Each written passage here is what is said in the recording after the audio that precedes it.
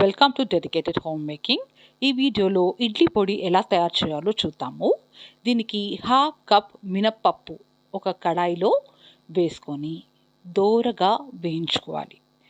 లో ఫ్లేమ్లో మాత్రమే పెట్టాలండి. హై ఫ్లేమ్లో పెడితే నల్లగా అయిపోతుంది, పప్పు టేస్ట్ ఉండదు. ఇలా లో ఫ్లేమ్లో కలర్ చేంజ్ అయ్యే వరకు ఫ్రై చేసుకొని ఒక ప్లేట్లో తీసుకోవాలి. ఇప్పుడు అదే కడాయిలో ఇంకొక హాఫ్ కప్ శనగపప్పు వేసుకొని ఇది కూడా లో ఫ్లేమ్లోనే పెట్టి దోరగా వేయించుకోవాలి. కలర్ చేంజ్ అయ్యే వరకు వేయించుకోవాలి. మంచి సువాసన వస్తుందండి. ఇలా కలర్ చేంజ్ అయిపోయిన తర్వాత ఇందాక మనం తీసుకున్న ప్లేట్లోనే ఇది కూడా వేసేసేయాలి. వేసి పక్కన పెట్టుకోవాలి. ఇప్పుడు ఇందులో 2 టేబుల్ స్పూన్ల నువ్వులు వేసుకోవాలి. అది చిటపట్లాడుతూ కొంచెం డ్రైగా రోస్ట్ అవుతుంది. ఒక్క 1 మినిట్ లో ఫ్లేమ్లో పెట్టి ఇలా రోస్ట్ చేసుకొని ఆ నువ్వుల్ని కూడా అదే ప్లేట్లో ట్రాన్స్ఫర్ చేసుకొని పక్కన పెట్టుకోవాలి.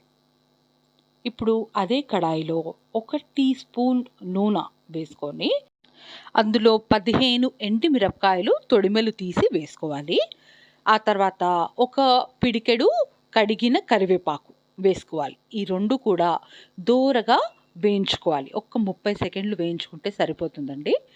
ఆ ఎండుమిరపకాయలు కూడా కొంచెం ఫ్లఫీ అవుతాయి. కరివేపాకు కూడా కొంచెం డ్రై అవుతుంది. దాంట్లో ఉన్న వాటర్ అంతా ఎవాపరేట్ అయిపోతుంది. ఈ విధంగా రోస్ట్ చేసుకున్న తర్వాత ఇది ఒక సపరేట్ ప్లేట్లో తీసి పక్కన పెట్టుకోవాలి.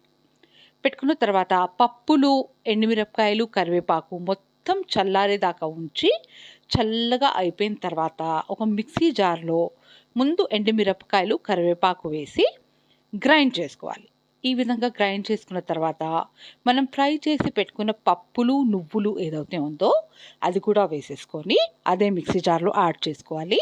యాడ్ చేసుకున్న తర్వాత 1 టీ స్పూన్ సాల్ట్ వేసుకోవాలి. మీ రుచికి తగ్గట్టు వేసుకోవచ్చండి.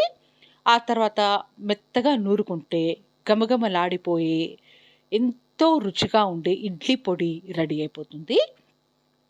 ఇది మనము ఒక ఎయిర్ టైట్ కంటైనర్లో వేసుకొని మంచిగా స్టోర్ చేసుకొని ఎప్పుడు కావాలంటే అప్పుడు యూజ్ చేసుకోవచ్చు. ఈ విధంగా ఇడ్లీ పైన పొడి వేసి మంచి నెయ్యి వేసి ఈ విధంగా సర్వ్ చేస్తే ఎంతో కమ్మగా, ఎంతో రుచిగా ఉంటుందండి.